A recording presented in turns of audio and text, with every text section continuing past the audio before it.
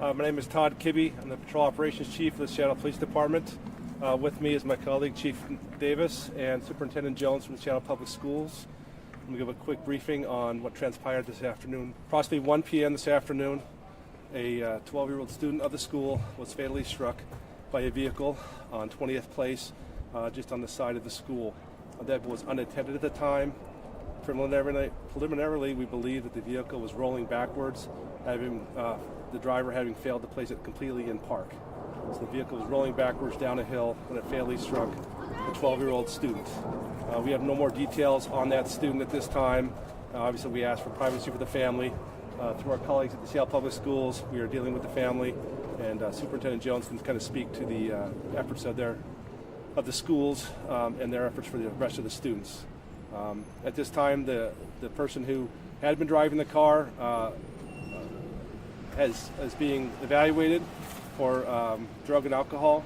That evaluation is ongoing, and no more details at this time. I guess to conclude, I'd like to, on behalf of Chief Barnes and the rest of our department, this is obviously a tragic situation for the community here, for the schools, and I just offer our support to Superintendent Jones and the rest of Seattle Public Schools and all their families, and if we can do anything for him and them, we will certainly do so. And I'll turn it over to Superintendent Jones for any comments. Yes, we are heartbroken by this tragedy. We are working to provide support to the families, the students, and the staff. We have a care team here in place to make sure that we're meeting the needs of our students, again, our families and staff.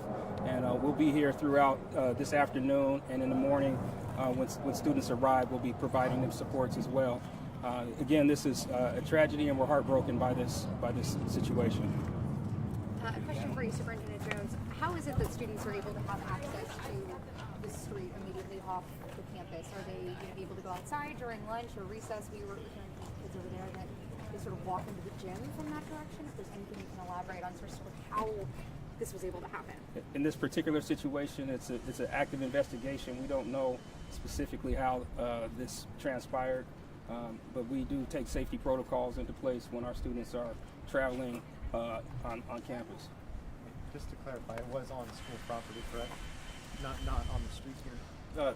Obviously. Yeah, I think that's still kind of under investigation a little bit. My impression is it's on the street and not school property, but that, again, that'll be borne out by an investigation. When you say street, do you mean here or do you mean?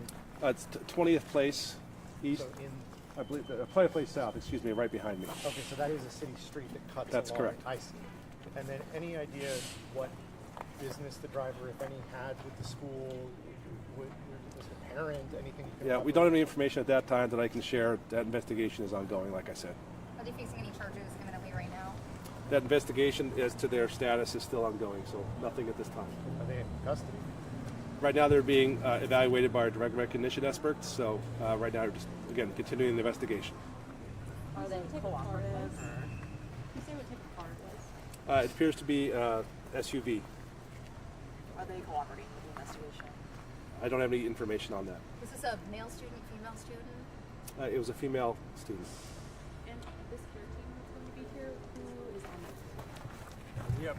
We have mental health experts, we have nursing staff, we have social workers, counselors. That comprises our care team. We have other staff who are here also to support safety and security to make sure that we've secured the area.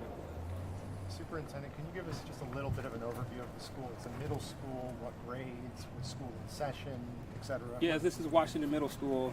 We have 6th through 8th grade, averaging age of 11 to 14, and it's comprehensive middle school. What's the demographic here at this school? It's a very diverse school in terms of racial demographics, economic demographics. We have honors programs here. We have STEM programs here. It's a comprehensive middle school. Todd, can you tell us about this one-way street? What is this used for if it's not school property? Again, the use of the street, I'm unclear at this time. It appears to be a Seattle city street, but obviously it goes right in front of the school, and so I would imagine it has use for the school for parking and people dropping off, but I don't know that for sure. Question for you, You said it looks like the car rolled down the hill backward.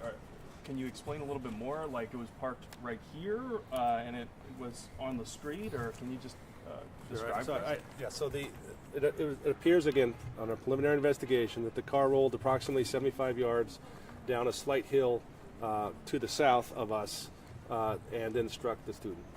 A question for you, Superintendent. I know you have the security team and you've talked a little about that, but how do you even begin to have these sorts of conversations with kids who are 11 to 14 years old? Their classmate not only passed away, but passed away, a few feet from where they were.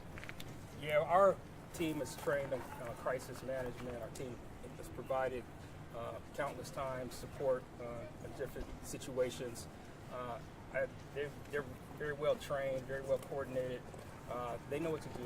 They have age-appropriate responses ranging from therapy to immediate services.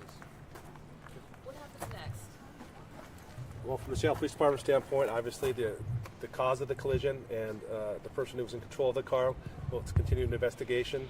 Obviously, the investigation will lead us in certain directions, but at this time, again, we're still processing it and obviously mourning the death of a 12-year-old.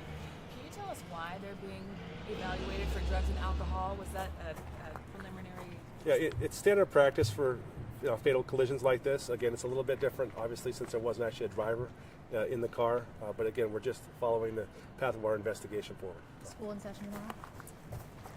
Likely to be in session. All right, folks. Thank you. Thank you. Superintendent, was school let out early then? Yes. Okay, thank you.